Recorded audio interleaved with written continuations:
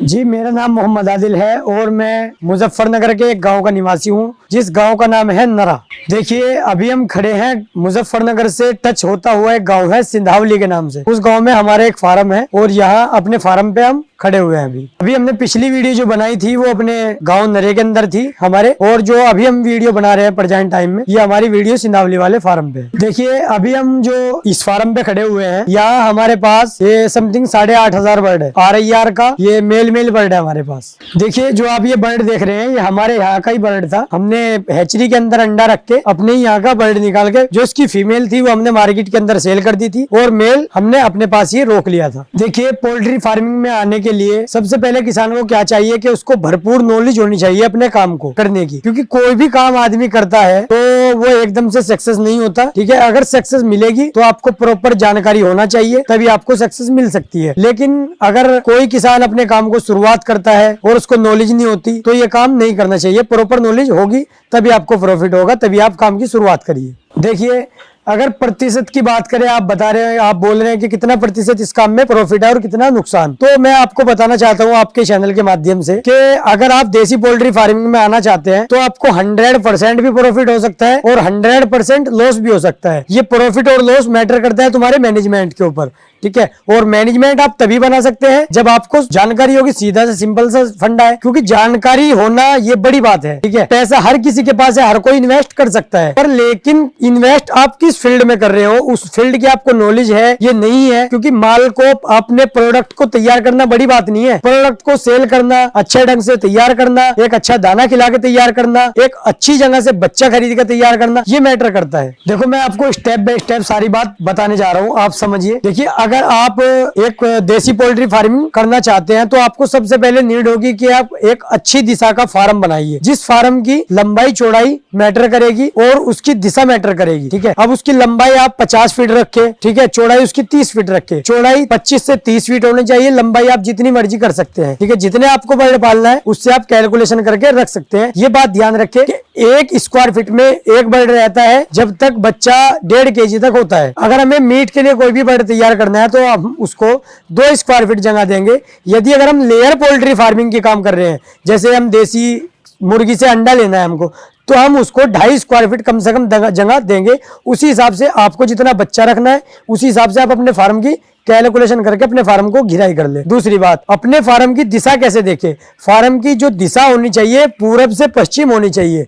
ठीक है, पूरब से पश्चिम जो दिशा होगी उसमें बीमारी कम से कम आएगी, और अगर उत्तर पश्चिम आपने रख ली, ठीक है, तो बीमारी ज्यादा आएगी, क्योंकि इसमें दिशा का बहुत ही ज्यादा महत्व होता है। क्योंकि दिशा ज्यादा मैटर करती है। किस हिसाब से मैं आपको बताना चाहता हूँ, क्योंकि जैसे हवा चलती है पूरब पश्चिम की ज्यादा चलती है, ठीक है, उत्तर दक्षिण की हवा बहुत ही कम चलती है। ठीक है, ऐसे ही धूप का होता है। धूप अगर इधर से जाएगी तो आधे फार्म में जो है गर्मी आएगी, बच्चा इधर जाएगा, फिर उधर सूरज चले जाएगा, फिर धूप उधर चले जाएगी, बच्चा इधर आ जाएगा, तो पूरा दिन बच्चा सर्किल में रहेगा। अगर आप पूरब पश्चिम साइड बनाएंगे तो आपको अच्छा रहेगा, क्योंकि जो सूरज होगा आपका, सूरज छत के ऊपर को जाएगा, बच्चे को स्ट्रेस में बच्चा नहीं आएगा, बच्चा आराम से अपना दाना पानी खाता रहेगा। देखिए, कोई भी नया किसान अगर काम शुरू करता है तो वो FFG की तरफ जाता है, लेकिन नए किसान को FFG की तरफ नहीं जाना चाहिए, क्योंकि FFG एक रोग प्रतिरोधक जो क्षमता होती है उसके अंदर कमजोर होती है। ठीक है, वो कम होता है, वो रोग जल्दी उसमें लग जाता है, जैसे कि CRD लग गई, अन्य कोई भी बीमारी, रानीखेत लग गई जल्दी, फॉलपॉक्स लगता है उसमें बहुत जल्दी। तो आप अपने काम की शुरुआत करें एक सोनाली बर्ड से, वो स्ट्रॉन्ग ब्रीड होती है, सोनाली बर्ड से अपने काम की शुरुआत करें। जब आपको नॉलेज हो जाए तब आप अपने काम को बढ़ा लिया, कोई भी नस्ल डाल लिए। दूसरी बात, अगर आप एक दिन का चूजा लेके आ रहे हैं तो आपको एक दिन के चूजे के लिए 1000 बच्चे का कैलकुलेशन मैं आपको बता रहा हूँ। 1000 बच्चे के लिए आपको एक सर्किल बनाना होता है। आप 10 बाय 10 की जगह को गोल चक्कर में बनाइए, उसके अंदर आप भुस्सा डालिए या धान का छिलका डालिए। 2 से 3 mm आप धान का छिलका डालना, ठीक है, उसकी लेयर बन जाएगी। उसके बाद आप 3 लेयर में अखबार बिछाना है आपको। एक अखबार बिछाया, फिर उसके ऊपर एक और बिछाया, फिर उसके ऊपर आपने एक और बिछाया, 3 लेयर में आपने अखबार बिछा लिया। उसके बाद जैसे आपको पता लगा कि हमारा बच्चा हमें 10 तारीख में मिल रहा है, तो आपको 9 तारीख में अपना पूरा काम निपटा लेना है। टेम्परेचर की बात करें तो आपको टेम्परेचर बनाना होता है 1 दिन से 21 दिन तक आपको ब्रीडिंग करनी होती है, और 1 दिन से 21 दिन तक ही आपको वैक्सीन करनी होती है अपने बर्ड के अंदर। तो एक दिन से जब आप टेम्परेचर बनाएंगे अपने बर्ड के लिए तो 32 से 33-34 डिग्री टेम्परेचर आपको अपने जो आपने सर्किल बना रखा है, जो आपका ब्रीडिंग होल है, उसके अंदर इतना टेम्परेचर आपको 24 घंटे रखना होगा। वेंटिलेशन का भी ध्यान रखिए कि आपने पूरा कवर्ड एरिया बना दिया, पूरा कवर कर दिया, उसके अंदर टेम्परेचर बन गया, उसके अंदर बाहर की हवा अंदर की हवा बाहर नहीं जा रही, तो बच्चों को तब भी दिक्कत बन सकती है। इस हिसाब से आप अपना ब्रीडिंग होल बनाइए जिससे थोड़ा सा बाहर की हवा भी अंदर आती रहे, जिससे बच्चे को दिक्कत परेशानी ना हो। फिर आप अपने बर्ड को अपने ब्रीडिंग होल में छोड़ रहे हैं तो 1000 बर्ड पर 1 केजी गुड़ और 20 ग्राम मीठा सोडा उसको आपको पका लेना है। अपने बर्ड को 12 घंटे गुड़ और मीठा सोडा आपको देना है। 12 घंटे पूरा प्रॉपर आपको मीठा सोडा और गुड़ ही देना है, उससे अलावा कोई सादा पानी, कोई वैक्सीन, कोई मेडिसिन नहीं लगानी। गुड़ का पानी 5 घंटे बाद, जैसे 5 घंटे हो गए उसके बाद आपको सूजी आती है जिससे हलवा भी बनता है, वो सूजी लेके आओ। 1000 बर्ड पे 2 केजी सूजी लेके आओ। अपने बच्चे का जो ब्रीडिंग होल है उसमें आपको बखेर देनी है, क्योंकि जो सूजी होती है वो हाई प्रोटीन नहीं होती। एकदम से आप प्री स्टार्टर फीड डाल रहे हैं तो दिक्कत में आ जाएगा, क्योंकि बच्चा जो है उसको एकदम से आप हाई प्रोटीन दाना नहीं दे सकते, क्योंकि वो उसको पच नहीं पाएगा, वो दिक्कत में भी आ सकता है। या फिर आपको सूजी नहीं मिल रही तो आप बाजार से मक्का का दर्रा भी ला सकते हैं। ठीक है, मक्का का दर्रा लेके आओ 5 केजी, उसको आपको बखेर देना है। मक्का में भी इतना प्रोटीन नहीं होता, बच्चा अपने को आराम से रिकवर कर लेगा। फिर जैसे ही आप 12 घंटे गुड़ का पानी लगाते हैं, 12 घंटे के बाद आपको पेपर फीडिंग करानी है। पेपर फीडिंग में आपको 2 से 3 दिन पेपर फीडिंग करानी है। 2 से 3 दिन जैसे आप पेपर फीडिंग करा रहे हैं, आपको प्री स्टार्टर फीड बार बार अपने बर्ड में डालना है, बार बार अपने बर्ड में चक्कर काटना है, ताकि जो आपका जो बर्ड है वो इकट्ठा होगा। अब आपको कैसा पता लगेगा कि टेम्परेचर बन रहा है कि नहीं बन रहा है? सीधा सा हिसाब है, अगर आपका जो बर्ड है वो इकट्ठा हो रहा है तो टेम्परेचर नहीं बन रहा। अगर बच्चा इधर उधर घूम रहा, भाग रहा, दौड़ रहा, तो आप समझिए कि टेम्परेचर बन रहा है इजीली। टेम्परेचर जब आपकी मोटिलिटी होगी तो बच्चा इकट्ठा होगा तो मोटिलिटी होगी, और मोटिलिटी होगी तो आप नुकसान में होंगे। फार्मिंग के अंदर सबसे अच्छी चीज यही है कि जिसने मोटिलिटी को रोक लिया वो प्रॉफिट में है, जिसकी मोटिलिटी ज्यादा है वो नुकसान में है। कि जितनी मर्जी जितना महंगा रेट आप बेच ले तो प्रॉफिट नहीं होगा। टेम्परेचर बनाने के लिए मार्केट में बहुत सी चीज आपको मिल जाती है, जैसे इलेक्ट्रिक ब्रूडर हो गया। लाइट है तो आप इलेक्ट्रिक ब्रूडर ले गए, हेलोजन रोड ले गए। अगर लाइट नहीं है आपके फार्म पे तो आप गैस ब्रूडर ले गए, ये भी अच्छी चीज है। ठीक है, अगर गैस ब्रूडर भी नहीं है तो आप भट्टी लेकर आए जो बरूदे से चलती है, आप देख भी रहे हैं हमारे यहाँ भट्टी भी लगती है, हमारे यहाँ लाइट भी, हमने गैस ब्रूडर भी ला रखा है। हमारे यहाँ सारी चीजें, हम जिस भी चीज की जरूरत होती है उसी चीज से हम टेम्परेचर बनाते हैं। देखो मैं आपको बताना चाहता हूँ कि बच्चे को टेम्परेचर चाहिए, ठीक है, उसको 32 से 33-34 डिग्री टेम्परेचर चाहिए। बच्चे को कोई मतलब नहीं है आप टेम्परेचर मीटर से, वो आप हेलोजन रोड से दे रहे हैं, इलेक्ट्रिक ब्रूडर से दे रहे हैं, गैस ब्रूडर से दे रहे हैं या भट्टी से दे रहे हैं, उसको कोई नहीं पता, उसको चाहिए टेम्परेचर, बस यही फंडा है। देखिए 7 दिन तक आपको प्रॉपर यही काम करना है। ठीक है, 7 दिन के बाद हमारी वैक्सीन होती है, लसोटा वैक्सीन, हमें वैक्सीन करनी होती है। वैक्सीन का बहुत ही सिंपल करना, बहुत ज्यादा सिंपल है, लेकिन सावधानी बरतनी बहुत ज्यादा जरूरी है। वैक्सीन का पानी अगर जमीन पर डलेगा तो जिस चीज की आपने वैक्सीन की है वही बीमारी आ जाएगी तुरंत। आप लसोटा वैक्सीन को ले लो, आप गंबोरू वैक्सीन को ले लो, अन्य किसी भी वैक्सीन को ले लो, अगर आप सावधानी से वैक्सीन नहीं करते, आप अपने बर्ड में ऐसे ही वैक्सीन का पानी रख देते हैं और वो खिंडा देता है, तो बीमारी आने के 101% चांस बढ़ जाते हैं। बहुत ही सावधानी से वैक्सीन करें। और उसके बाद 7 दिन के बाद आपको 14 दिन में गंबोरू वैक्सीन करनी होती है। गंबोरू भी बड़ी बीमारी होती है, इससे बचने के लिए आप 14 दिन में गंबोरू वैक्सीन करें। फिर जैसे 21 दिन होते हैं, 21 दिन में आप, जैसे आपने 7 दिन में लसोटा वैक्सीन की थी ना, 21 दिन में लसोटा का बूस्टर करना है, उसे दोहरानी है वैक्सीन को। 3 वैक्सीन कंप्लीट हो जाती है, उसके बाद आपका जो है ना बच्चा फिट हो जाता है। आप अपने बच्चे का स्पेस भी बढ़ा सकते हैं, कोई दिक्कत नहीं है। देखिए वैक्सीन कोई भी पोल्ट्री के अंदर होती है, वो सिरिंज से कोई टिक्का लगा के कोई ऐसा बताते हैं, कोई वैक्सीन से कोई ये ना इंजेक्शन लगता है ना टिक्का लगता है, कुछ नहीं होता। ये वैक्सीन लाइव वैक्सीन मार्केट के अंदर से आती है। आप जब भी मार्केट के अंदर जाएंगे कि लसोटा वैक्सीन दे दो, वो आपको आइस के अंदर यानी कि बर्फ के अंदर रख के देंगे वैक्सीन। आपको 2 से 3 डिग्री टेम्परेचर में उसको लेकर अपने फार्म पे आना है। फिर आप अगर 1000 बर्ड की वैक्सीन लेके आ रहे हैं तो आपको 1000 बर्ड पे 3 किलो जो है वो आइस लेके आना है, ठीक है, बर्फ लेके आना है 3 केजी। फिर उसके बाद गाय का दूध 1.5 केजी आपको लेके आना है। दूध और पानी और बर्फ एक जगह मिक्स कर लेना है अच्छी तरीके से। और जो आपकी वैक्सीन है उसको आपको ठंडे पानी में ही रखना है, क्योंकि वैक्सीन लाइव बैक्टीरिया जो होता है, अगर आप उसको टेम्परेचर से अलग कर लोगे तो जो उसके अंदर लाइव बैक्टीरिया है वो मर जाएगा, वो रिएक्ट करेगा, फिर एकदम से बीमारी आपको दूसरी वही बीमारी जो है, जिस बीमारी की वैक्सीन है, अगर आपने टेम्परेचर उसका कम कर दिया, टेम्परेचर उसका बढ़ गया, 0 डिग्री टेम्परेचर हो गया तो बीमारी आ जाएगी, टेम्परेचर ज्यादा बढ़ गया तो बीमारी आ जाएगी। तो मैनेज करना है कि टेम्परेचर 2 से 3 डिग्री टेम्परेचर में रहे, उससे पहले पहले आपको अपने बर्ड में वैक्सीन कर देनी है। और ये भी ध्यान रखें कि वैक्सीन केवल 15 से 20 मिनट करनी है, उसके बाद वैक्सीन का पानी हमें उठा लेना है। पानी गर्म होने से पहले पहले हमको उठा लेना है। देखिए, अगर इसमें बात करनी है हमें कि कौन कौन सा दाना अपने बर्ड को देना है, अगर बात करें मीट पर्पस की, कि हम अपने बर्ड को मीट के लिए पाल रहे हैं, मंडी के लिए, यानी कि मंडी के लिए तैयार कर रहे हैं, तो आप उसको सबसे पहले प्री स्टार्टर फीड खिलाएंगे, फिर स्टार्टर फीड खिलाएंगे, फिर फिनिशर फीड खिलाएंगे। 3 दाने मीट के अंदर लगते हैं। अगर हम बात करें अंडे के लिए, कि अंडे के लिए हमें कौन कौन सा दाना लगाना होता है, शुरू में हमें चिक्करम दाना लगेगा, जो हमें 1 महीना चलाना होता है। 1 महीने के बाद हमें 120 दिन तक ग्रोवर फीड चलाना होता है। फिर जैसे ही हमारा बर्ड 120 दिन का होगा, उसके बाद हमारा जो बर्ड है वो अंडे पे आ जाएगा, कुछ कुछ अंडा शुरू हो जाएगा। उसके बाद हमें तुरंत ही लेयर फेस 1 फीड लगा देना है।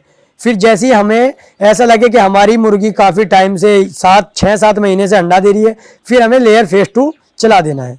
इसमें लेयर में 4 दाने लगते हैं और मीट के अंदर 3 दाने लगते हैं। देखिए, अगर बात करें सोनाली बर्ड की, तो सोनाली जो बर्ड है वो 1 दिन से और 4.5 महीने में अंडे पे आती है। और 1 दिन से 4.5 महीने का जो खर्च होता है वो लगभग 350 रुपए के पास आसपास पहुंच जाता है। 350 रुपए का बर्ड हो गया आपका, ठीक है, 4.5 महीने में। 4.5 महीने में मुर्गी जो है वो अंडा दिखाएगी, यानी कि 1000 बर्ड में आपके 5 अंडे मिल गए, 10 अंडे मिल गए। और जैसे ही 5 महीने प्रॉपर 5 महीने हो गए, उसके बाद हमारी 70-80% मुर्गी अंडे पे प्रॉपर ही आ जाएगी। ये मैटर करेगा आपके मैनेजमेंट के ऊपर, आपके रखरखाव के ऊपर, आपके दाने के ऊपर, आपके जो आपने मैनेजमेंट बना रखा है साफ सफाई के ऊपर, अच्छा दाना, अच्छा पानी और समय से, लाइट मैनेजमेंट, दाना मैनेजमेंट, ये सभी मैटर करता है लेयर पोल्ट्री के अंदर। देखिए, जो हमारा लेयर का पक्षी होता है उसको हमें 16 घंटे लाइट देनी होती है। 16 घंटे हमें लाइट देनी होती है। उसके बाद 24 घंटे, जितने घंटे हमारे बाकी है, उन्हें हमें अंधेरा देना होता है, रोशनी नहीं देनी बिल्कुल भी। क्योंकि मुर्गी के अंदर जो होता है, वो मुर्गी जब तक उसको आराम नहीं मिलेगा,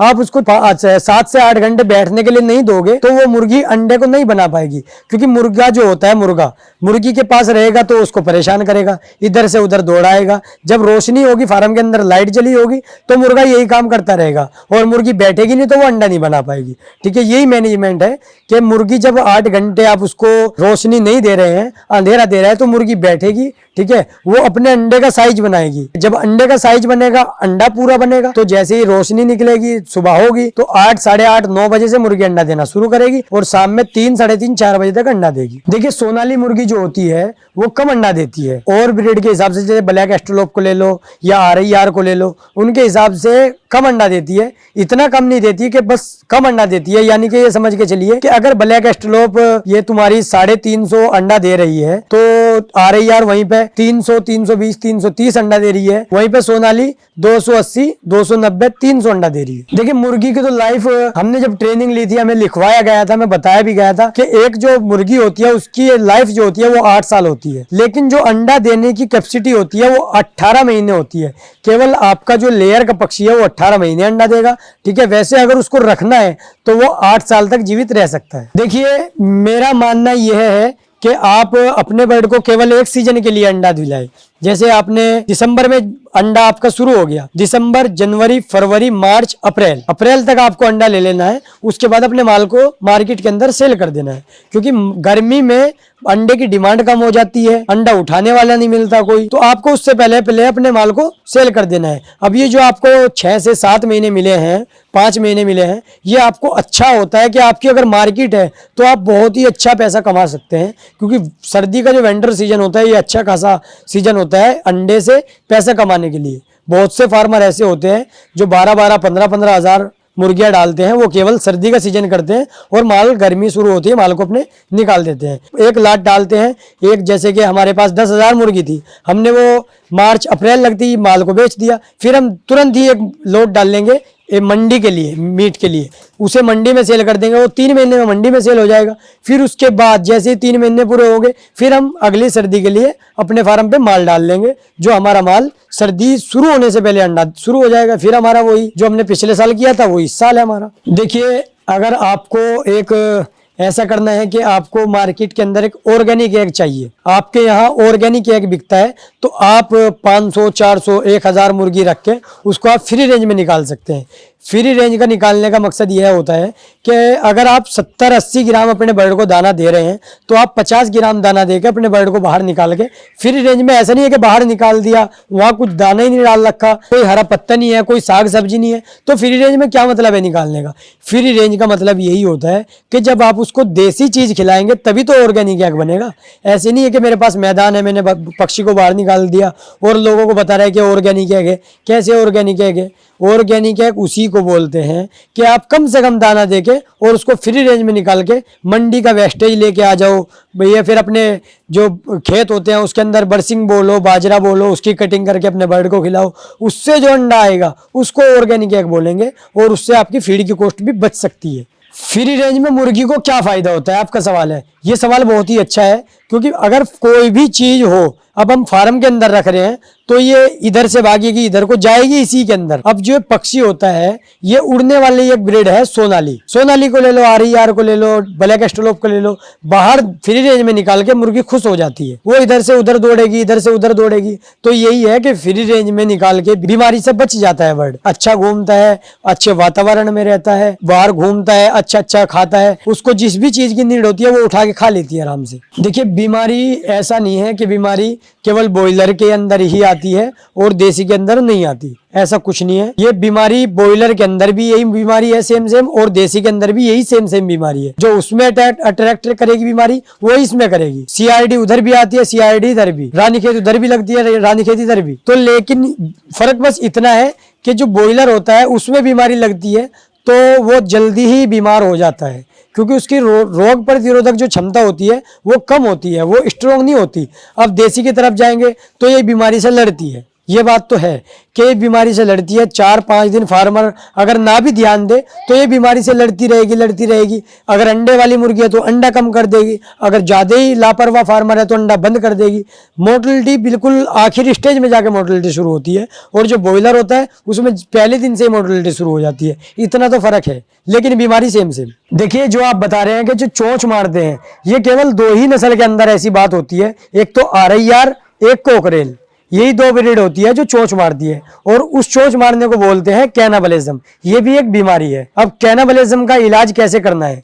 देखिए अगर आपका बच्चा, जब भी आप फार्म के अंदर साफ सफाई नहीं रखेंगे तब चोंच मारेगा, या फिर दाना पानी कम दोगे तब चोंच मारेगा, या फिर ज्यादा बीमार बच्चा हो जाएगा, या स्ट्रेस में आ जाएगा, या ज्यादा भीड़ हो जाएगी, या एकदम से मौसम बदल जाएगा, ज्यादा सर्दी हो गई या एकदम से ज्यादा गर्मी हो गई, तब चोंच मारेगा। अब चोंच मारने का सीधा सा सवाल ये होता है कि अगर आपका बर्ड चोंच मार रहा है तो आप अपने बर्ड की चोंच कट कर ले। यही है बीमारी से। इसका कोई ऐसा नहीं है कि कोई मेडिसिन लेके आओ वो लगा दो तो चोंच नहीं मारेगा, ऐसा कुछ नहीं है। तुरंत अपने बर्ड की चोंच कट कर दो। ऊपर इसमें जो आपकी पोल्ट्री है उसके अंदर चोंच ऐसी चोंच होती है, ठीक है। ऊपर की चोंच जो होती है वो बड़ी होती है, नीचे की चोंच छोटी होती है। ऊपर की चोंच को हमें 3 mm छिलानी है और नीचे की चोंच को 2 mm छिलानी है। ऐसे मशीन आती है कि इसकी ऐसे टच करोगे तो ये खुद ही इसकी चोंच कट हो जाएगी। अगर किसी के पास मशीन नहीं है तो वो चक्कू, जैसे ये आता है आपका गैस के ऊपर चक्कू रख के लाल करके उसको भी ऐसे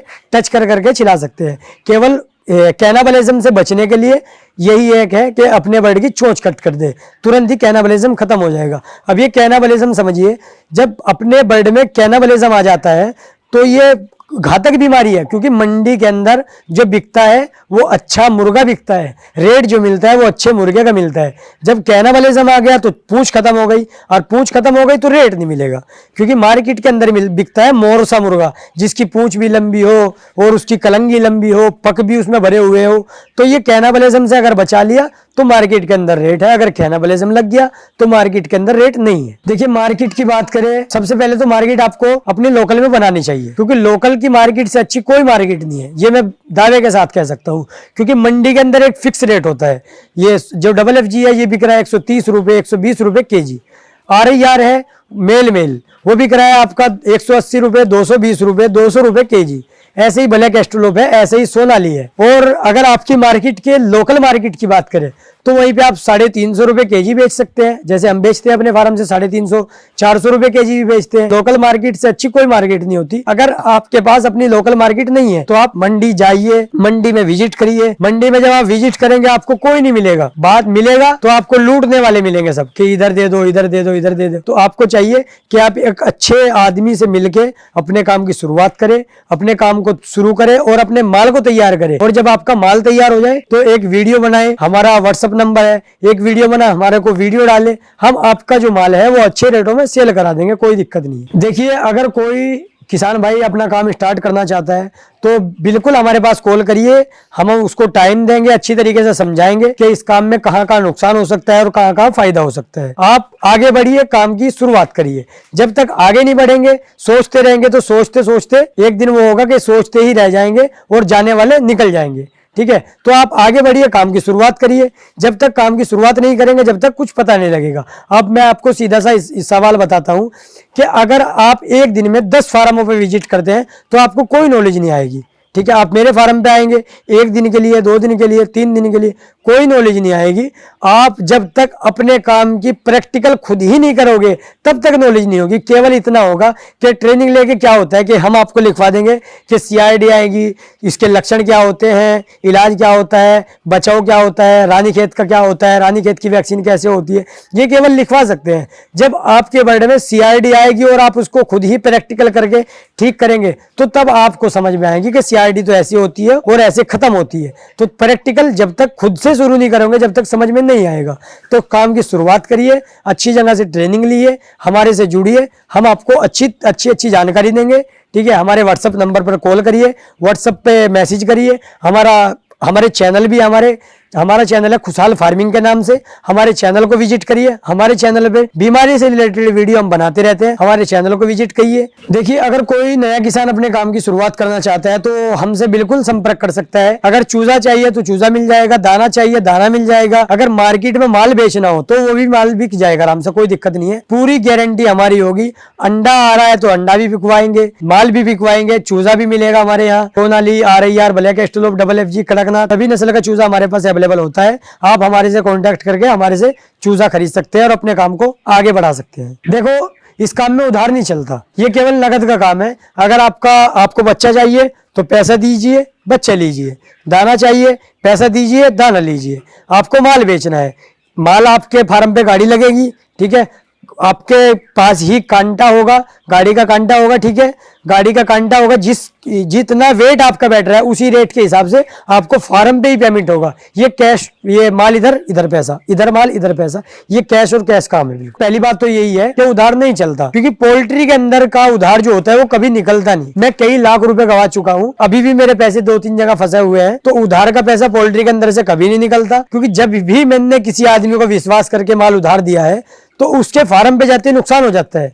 ये झूठ बोल देता है कि मेरा बच्चा मर गया, मेरे को बच्चा अच्छा नहीं दिया, मेरे को दाना अच्छा नहीं दिया। 70 सवाल करके गुनहगार वो हो जाता है जो आपको माल दे रहा है। ठीक है, तो पैसे मारने की अच्छी सी स्कीम होती है, तो इसलिए उधार इस काम में नहीं होता। देखिए, मैं तो यही संदेश देना चाहूंगा कि अगर आप अपने घर में बैठे हुए हो या 10, 5,000, 15,000 की किसी की नौकरी कर रहे हैं तो ऐसे घर नहीं चलेगा। आगे बढ़िए युवा भाई, आगे बढ़िए। जब तक आगे नहीं बढ़ेंगे जब तक आपको सफलता नहीं मिलेगी, क्योंकि फ्यूचर देखना है। अब तक जो हो गया उसको छोड़ दो, कि हमारे 15 साल गुजर गए, 20 साल गुजर गए, जो गुजर गए उसको छोड़ो, आगे का देखो कि हमें आगे करना क्या है। तो आप कदम बढ़ाइए, कदम नहीं बढ़ाएंगे तो कभी कामयाबी नहीं मिलेगी। क्योंकि आगे देखो, शादी भी है, बच्चे भी है, सब कुछ, अपना परिवार भी है, फैमिली भी है। तो सबको अगर आपको एक साथ लेके चलना है तो आपको सबसे पहले नीड होती है पैसों की, और पैसा तब तक नहीं आएगा जब तक आप आगे बढ़ के किसी काम की शुरुआत नहीं करेंगे। अपने काम की शुरुआत करिए, अपने काम के मालिक बनिए। ठीक है, नौकर बन के काम नहीं चलता, मालिक बन के काम चलता है।